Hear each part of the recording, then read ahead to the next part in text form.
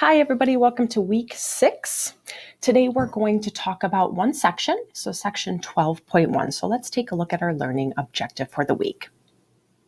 All right, so I can use segments parallel to one side of a triangle to find lengths in triangles and use lengths to prove segments are parallel. So we're going to be working with a theorem and then its converse today. So our essential question, what we're going to be trying to answer, is when a line parallel to one side of a triangle intersects the other two sides, how does it divide those sides? So that is going to be our goal. All right, so let's get started. All right, so 12.1, we're going to start with something called the triangle proportionality theorem. So I'm going to give you the theorem, and then there's kind of an illustration here, and then the conclusion. So let me scoot this over for you. Okay, so if a line parallel to a side of a triangle intersects the other two sides, then it divides those sides proportionally. So we're going to be working with proportions today to actually help us find missing pieces of side lengths. Okay, so there's an illustration here. This is what this is saying. Okay, so you can see this big triangle ABC. You can see you have a line that cuts through. It intersects those two sides, AB and AC, right? You can see your parallel symbols right here, right? Indicating that it is parallel to that third side. So then the conclusion is that it cuts those sides proportionally. So here's what that looks like. Okay, so take a look at these segments. So it is saying we have AE over EB. So this piece right here, divided by that, is actually equal to AF divided by FC. So what we have here, this is called a proportion. It's where you have two ratios that are equal to each other. So today, we're going to be working with this theorem and its converse. So we're going to actually start with this one. And we're going to be finding the missing pieces of side lengths. Okay, so let's take a look at an example. Okay, so this is getting you guys ready for your assessment this week, questions 1 and 3. So the goal of this one is to find the length of the segment. All right, so with this one, we are looking at CY. Okay, so if you take a look at the picture here, CY, that's right here. Right? Notice we do not have a length there, but we have the other three pieces. Okay, so the first piece is just kind of bringing back that theorem that we just talked about. So it is given, if you take a look at the figure, that XY is parallel to BC, right? You can see those parallel symbols. So what that means is, based on that theorem, the side lengths are proportional. So AX over XB is equal to AY over YC. So what we can do is set that up and we can use it to find our missing piece, which is our YC. All right, so what I'm going to do is I'm going to make this a variable. You could just leave it as YC if you want, but I'm just going to make this X right there. Okay, so let's fill in our proportion. So we have AX, so that's right here. We have 9 divided by, and then we have XB, right here, 4, and that is equal to the other ratio for our side. So we have AY, 10, divided by, and then again, I name this X. Okay, so there's our proportion. So this goes back to algebra, right? How do we solve a proportion? We have something called cross multiplying. So in case you don't remember that, we will go through the process. If you do, that is how we solve this. Okay, so cross multiplying, what you do is you find the diagonal products and you set them equal to each other. So we're going to do this. We're going to do this diagonal product. So 9 times X, we're going to write that. That's just 9X. Your equal sign drops down, so equals, and then you have your other diagonal product. So 4 times 10, so that's 40. Okay, and now we don't have any fractions anymore. So we have kind of a one-step equation here. The goal is to solve for X. So divide your 9 off. Divide your 9, right? Let's use a decimal here. So you can get a calculator if you want. You can use long division, whatever works for you. But it's about 4.44, and that is repeating. It does keep going. Okay, so that is our solution. That is our segment CY or YC. Okay, so I'm just going to relabel that. just kind of using what we have here. So YC is equal to 4.44. Good. All right, let's try another example. All right, so our next example, notice we have another triangle here. We have MNL. We're still getting us ready for question 1 and 3. So finding a missing piece. So finding a segment. We want to look for PN, right? So that's right over here. Again, I'm just going to label that as X. Okay, so we can see that it's given. We have PQ parallel to LM. So we know that those segments, those side lengths, they are proportional. So NQ over QM is equal to NP over PL, right? By that triangle proportionality theorem. So let's go ahead and set up our proportion. So NQ right here.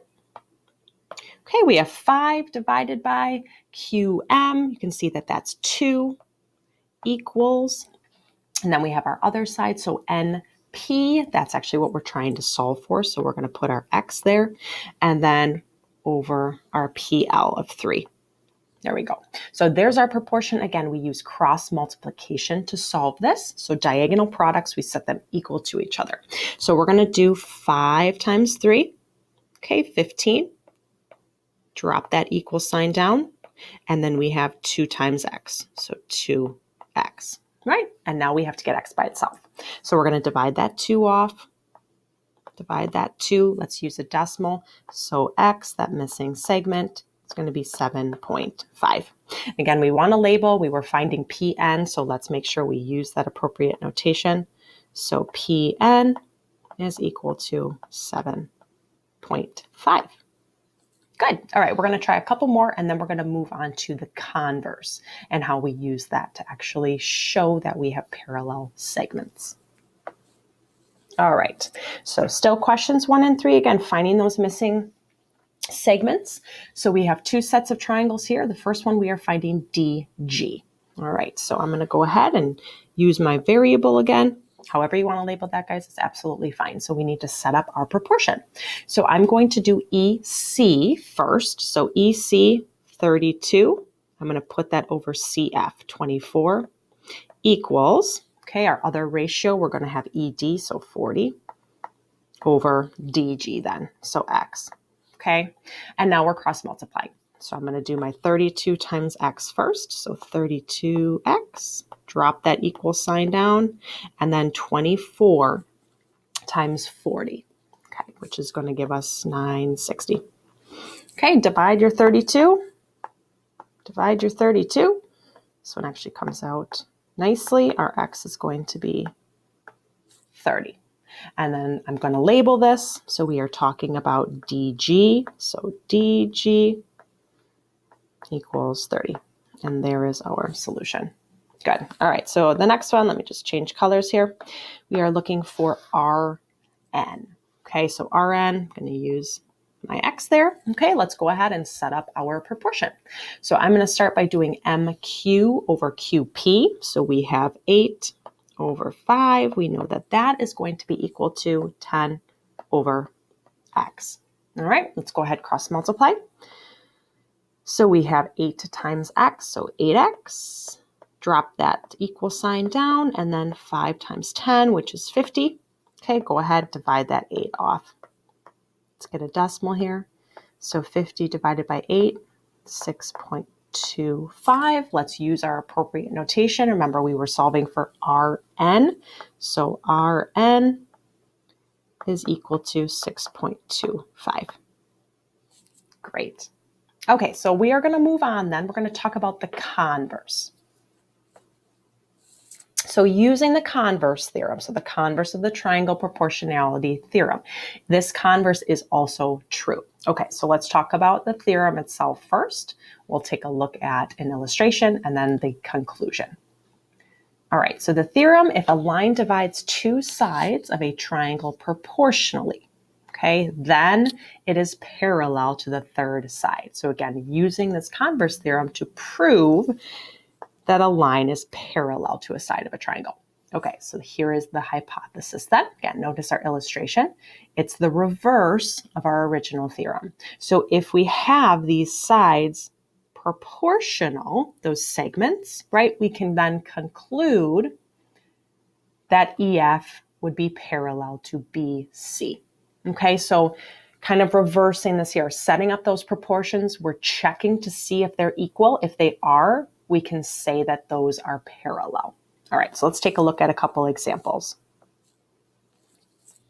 Okay, so this example, getting you guys ready for question 2. So verify that the line segments are parallel. We want to verify that MN and KL are parallel. So we have our triangle. If you take a look, notice we have all of the segments filled in, right? We have those lengths. So we want to verify that these ratios, JM over MK and JN over NL, that those are equal. Okay, so we want to set those ratios up. So let's go ahead and do that. So JM, there we go, divided by, and then we have MK, 21. Okay, all right, let's set up our other ratio of our other side there. So we have JN is 30, okay, over 15. Okay, now remember, we want to reduce these. Okay, so 42 over 21, that reduces very nicely, right? That's 2. What about 30 over 15? Well, that's also 2. Notice that these are equal. So because those ratios are equal, we can say that those segments, we have MN and KL, that they are parallel then by the converse of the triangle proportionality theorem. So that's how it works. All right, let's try another one.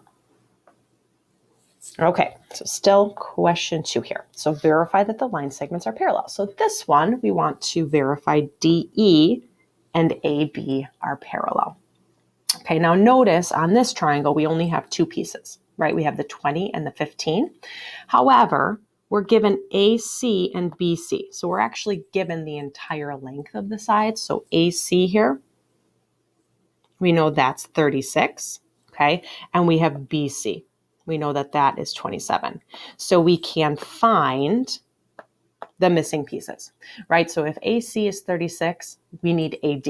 So AD would be 16, right? Subtract 20 from there. Okay, so if we know BC is 27 and we have EC is 15, that means BE would be 12.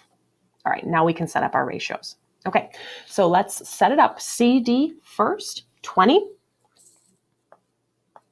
divided by DA, which is what we just found, 16. Okay, let's do CE then, 15 over EB, which is 12. Again, we want to reduce these. Okay, biggest thing that they share, again, you're dividing it out of top and bottom, 20 and 16, greatest common factor, that's another name for it, right? They both have 4, so let's divide it. So we'd have 5 over 4. Okay, 15 and 12, biggest thing that they share we can divide out is 3, so we'd also have 5 over 4. Again, you're showing that these are equal. So by the converse, right, because that proportion is equal, right? 5/4 equals 5/4. DE is parallel to AB by the converse of the triangle proportionality theorem. Good. All right. Couple reminders then for this week. Make sure that you are attending one of our live sessions for some practice. Make sure you're working on those practice problems and book work. And then when you are ready, you can go ahead and complete week 6 summative. If you guys have any questions, please make sure that you're reaching out, and I hope you have a wonderful week.